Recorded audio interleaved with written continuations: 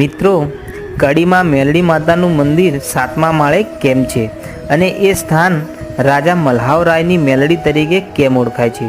તો મિત્રો, ચાલો આજે જાણીએ માં મેલડીનો ઇતિહાસ. કડીના હાથ મે માડ બેઠી એ કાબરી બિલાડીનું રૂપ લેનારી રે, રાજા મલ્હાવરાનો મોલડો આયો રે, માડી બોકડે તારી અસવારી રે. કડી ગામ વડોદરાના ગાયકવાડના તાંબા નીચે હતું. કડીની ખેતી વિશેની આવક ઘણી હતી, વળી વડોદરાથી ઘણું દૂર હતું. નજીકના વિરમગામમાં નવાબ રાજાનું રાજ્ય ચાલતું હતું. નવાબે અંગ્રેજો જોડે સારી એવી દોસ્તી કરેલી હતી. અંગ્રેજોની મદદથી નવાબનો કડી પરગણું વડોદરાથી પડાવી લેવાનો મનસૂબો હતો. પાટણમાં સૂબો હતો, પરંતુ કડી પાટણથી ઘણું